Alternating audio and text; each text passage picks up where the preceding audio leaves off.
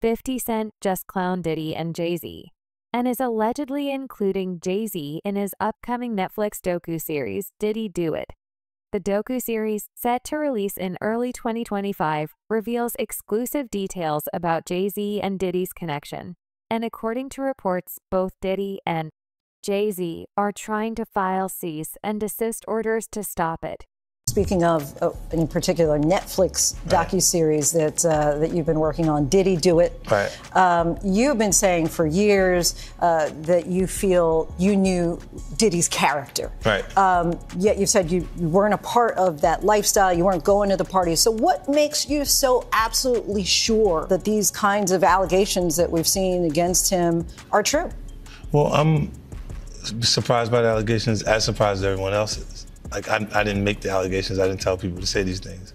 It comes out, I see it in the news like everyone else. But I did feel uncomfortable with the way you would present the idea of going to these projects. To come party with me. Yeah. And then that swayed me away from it, just that alone. So you didn't realize as much stuff was coming. Like, when I seen today, it was allegations of 3 men that said he drugged them, and it's a long time, to be honest with you. Like, when people don't remember being violated for 20 years, it makes me feel a little hard. What are your thoughts on the allegations against Jay-Z? That was interesting. When I was saying things, not knowing exactly what I was saying, but I was going with, like, where's Jay at? He's mad quiet. Like while the Puffy thing was going on. But it's obvious now that his team was being made aware that he was in those allegations also. You know, so I hope it works out, because with his family, the things that go on internally is that those accusations. 50 Cent's docu-series was announced back in December of 2023, and according to reports by insiders, production is almost complete now. 50Y claims that his docu-series doesn't focus on any of the gossip happening right now, but is instead going to focus on the details of how Diddy's criminal enterprise worked. A statement released by Netflix reads, "This is a story with significant human impact. It is a complex narrative spanning decades. Not just the headlines or clips seen so far. We remain steadfast in our commitment to give a voice to the voiceless and to present authentic and nuanced perspectives." And you don't throw out allegations, but like, you kind of poke fun at them. You just ask questions. You're not worried that it comes back your way? Like, people dig up your past and try to pull stuff up? I don't got that shit in my past. I'm not. Everybody got a little bit. Look, like, not that it's real enough. I took a pill, but it was for me to perform better. For her to remember, buddy. I didn't fucking give her a drink so she forget what the fuck happened. What the fuck is going on here, bro? Yes, I took the drink. I gave me the fucking drug to perform. So she could remember and possibly love me for that. Did it work? Did it work? What the fuck?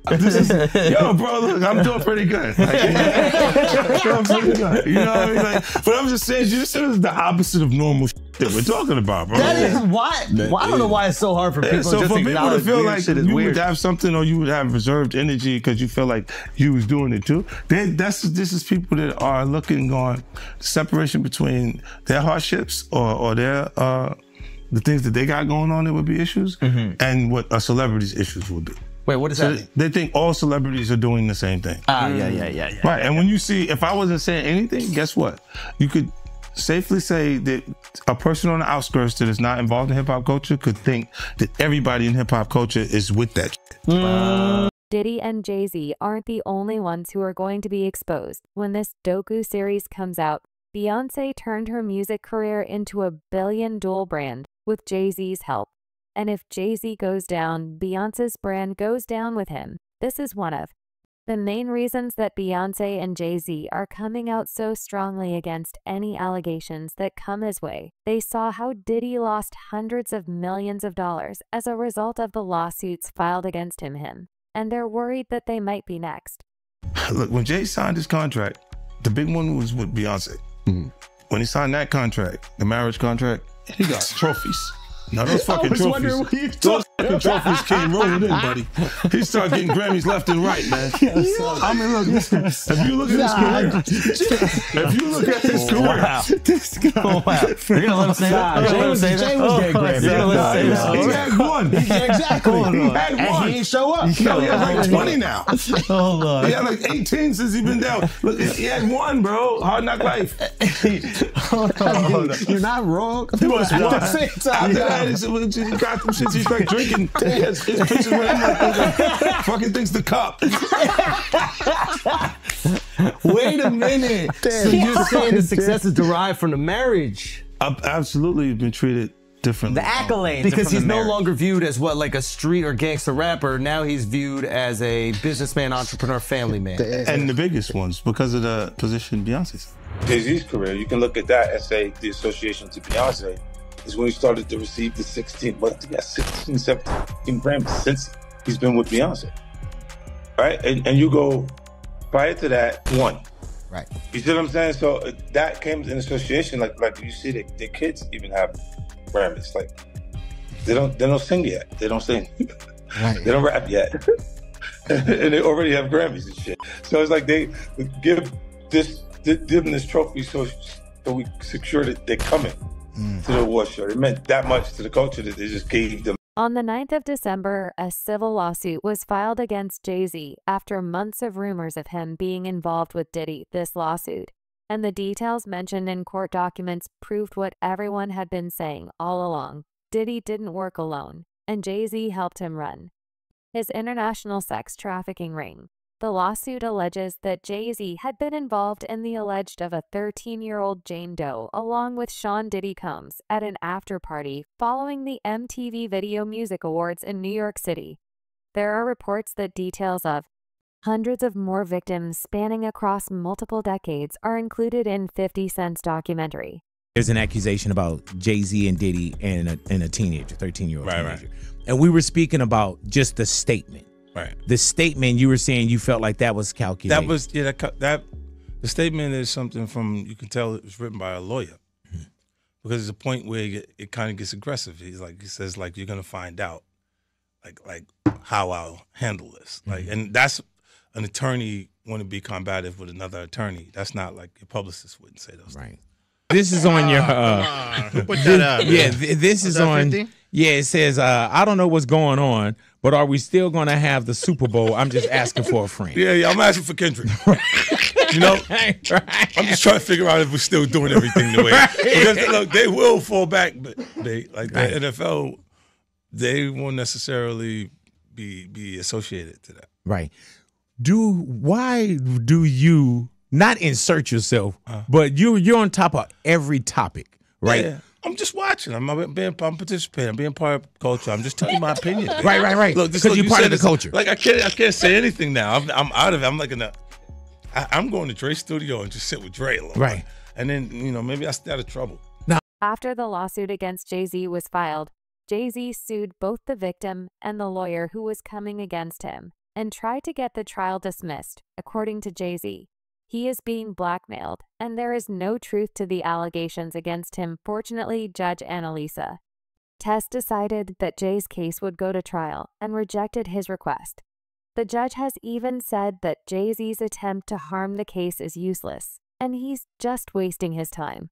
And a federal judge has ruled the woman alleging she was raped by Jay-Z and Sean Diddy Combs can remain anonymous. The woman says both men raped her at a party when she was 13 years old.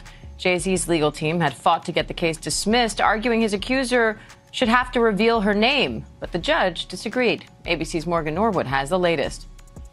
A legal victory for the woman who is suing Jay-Z for allegedly raping her when she was 13.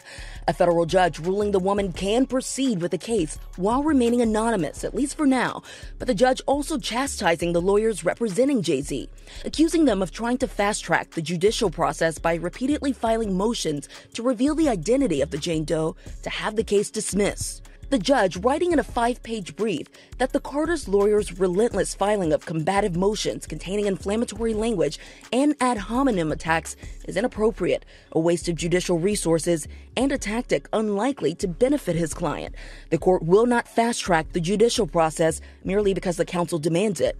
This latest legal twist coming after the recently filed civil lawsuit by Jane Doe, claiming that Jay-Z, whose real name is Sean Carter, and P. Diddy drugged and raped a 13-year-old girl at an after-party after the MTV Music Awards in 2000, while an unnamed celebrity watched. Jay-Z has vehemently denied all the allegations, putting out this statement 2 weeks ago, writing in part, "This is a blackmail attempt." The multi-platinum artist, who was 30 at the time, now a business mogul with decades of hits to his name, with songs like Run This Town. His attorneys have denied everything about Jane Doe's account and pointed to some alleged inconsistencies in her story. It's not just that this story is a lie and that it's not true. It's provably, demonstrably false. This never happened.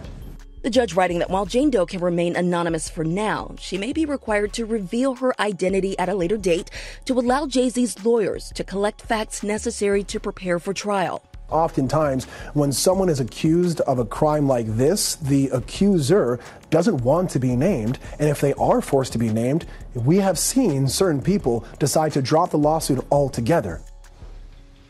Morgan Norwood, thank you. And Tony Busby, the lawyer representing Jay-Z and Diddy's accuser, says in a statement to ABC News, quote, "I will say that the coordinated and desperate efforts to attack me as counsel for alleged victims are falling flat. We won't be bullied or intimidated." And we did reach out to Jay-Z and his team, but did not get a response. Interestingly, it looks like Beyoncé might be getting dragged into Jay-Z's lawsuit too. The statement given by the victim mentions an unnamed female celebrity who was present with Jay-Z at the time of the assault and did nothing to stop him. There are reports that this celebrity is actually Beyoncé. Other victims have also mentioned seeing Jay-Z and Beyoncé at Diddy's freak-off parties. So it looks like we might finally get to see some arrests. About Jay-Z, the artist, the businessman. Well, the complaint begins. Defendant Sean Combs, along with his longtime friend and collaborator Sean Carter, drugged and raped a 13-year-old girl at an after-party following the 2000 Video Music Awards. Another celebrity stood by and watched as Combs and Carter took turns assaulting the minor. Many others were present at the after-party but did nothing to stop the assault.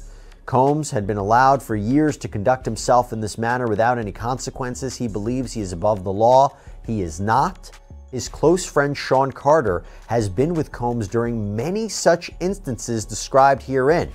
Both perpetrators must face justice. So that seems to suggest that Sean Carter, Jay-Z, was not only present or participated in this alleged, what is essentially a crime, but for other instances. And that's really interesting. That's why I bring up this idea of, could he be hit with more lawsuits if you take these allegations as true? Now, the complaint goes on to say, Combs and Carter were not simply occasional collaborators in the music industry. The two men developed a close friendship that has been well documented from the late 1990s to the present. Together, they attended countless music industry events, events for each other's business ventures, parties, and after-parties. Indeed, the two are apparently so close that Combs stated in 2023 that Carter is the only person, other than Combs' mother, who is allowed to call him by his legal first name of Sean. In 2000, near the height of their fame, power, and influence, Combs and Carter attended the 2000 Video Music Awards in New York City. Afterwards, Combs hosted an after-party for many of the most famous celebrities in the music and entertainment industries, including Carter, which is where the events alleged in this complaint occurred. I should also say that Busby also used this complaint to address an alleged harassment campaign that he claims Jay-Z started after Busby reached out about his involvement in the suit. The complaint reads, Carter was identified in plaintiff's original complaint as Celebrity A.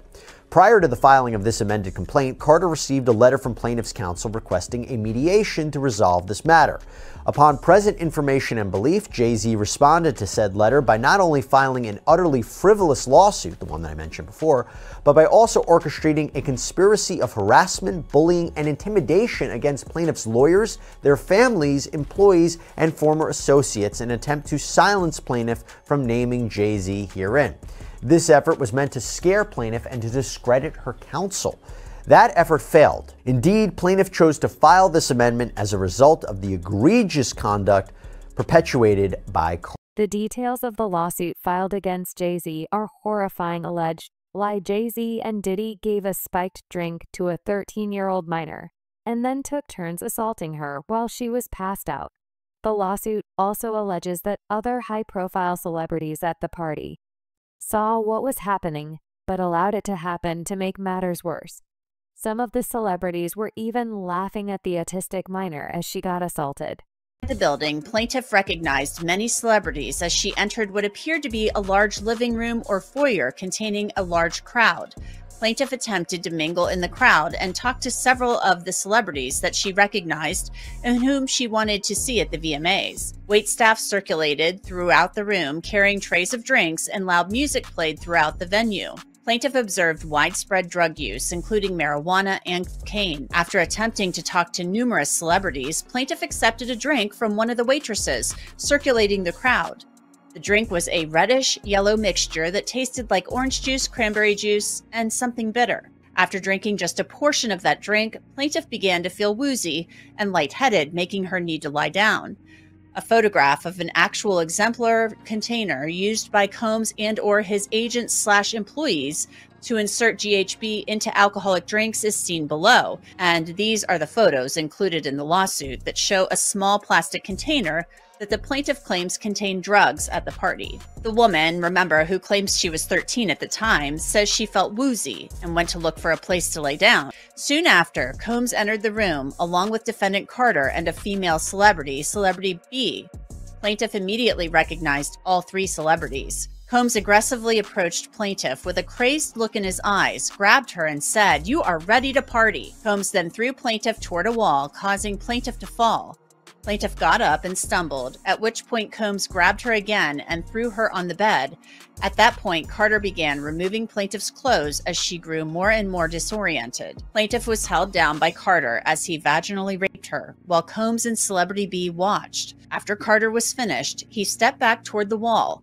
Combs then stepped forward and vaginally raped plaintiff while Carter and Celebrity B watched. Combs then knocked plaintiff down and attempted to force plaintiff to perform oral sex on him. She fought back, standing up quickly and punching out at the same time, hitting Combs in the neck. Taken aback, Combs stopped. The minor herself has come out and gave an interview about the assault too. In her own words, she suffered from extreme PTSD and had even had seizures as a result of this. She wanted to speak out sooner, but was scared of what Diddy and Jay-Z might do. To her, it is important to remember that just a year before the alleged assault, both Diddy and Jay-Z had been involved in stabbings and shootings where they were caught red-handed. It makes sense why a 13-year-old would be too scared to speak out. You should always advocate for yourself and be a voice for yourself. You should never let what somebody else did run your life. A 38-year-old mother from Alabama who has filed a lawsuit accusing Sean Diddy Combs and Jay-Z of raping her when she was 13 years old is speaking out to NBC News for the first time. She asked us not to reveal her identity. What made you want to come forward and talk today? Because I think that I've been quiet long enough about what I've been through, and it's been hard enough to be quiet. But it's a chapter of my life that I'd like to close. You weren't scared to be all alone? No, with having autism is like feeling like you live your life in a shatterproof juggle ball. The world's on fire. The fire is inside the ball with you, but there's no way for you to get out. In addition to having autism, the woman says she suffered a head injury. The night of the 2000s VMAs, she says a friend drove her from Rochester, New York to Manhattan, a more than 5-hour drive. Her attorney provided NBC News with the name of the friend who has since died. The woman says she spoke to Combs' limo driver, who offered her a ride to an after party. I stumbled upon Diddy's driver, who told me that I was exactly what Diddy was looking for. What did you think when he said that to you? I thought it meant that I was just pretty. She went to a White House, she says, where she spoke to musicians Benji Madden and his brother. I'm talking to Benji Madden about his tattoo because, I have about his tattoo that's the Last Supper, because I have a religious background, so it was just something to talk about. At the after party, she says she had a drink that made her feel woozy. Then she says Combs and Carter took turns raping her while a female celebrity watched. JC comes in and rapes me. Well, he at that point I was fighting, trying to get away from him, and he put his hand over my mouth and told me to stop it, cut the After the alleged rape, she says she ran to a gas station where she called her father, who picked her up and drove her home. We rode home in silence. He didn't ask me what happened. He didn't ask me what I did or where I was. A 38-year-old mother from Alabama who has filed a lawsuit accusing Sean Diddy Combs and Jay-Z of raping her when she was 13 years old, is speaking out to NBC News for the first time. She asked us not to reveal her identity.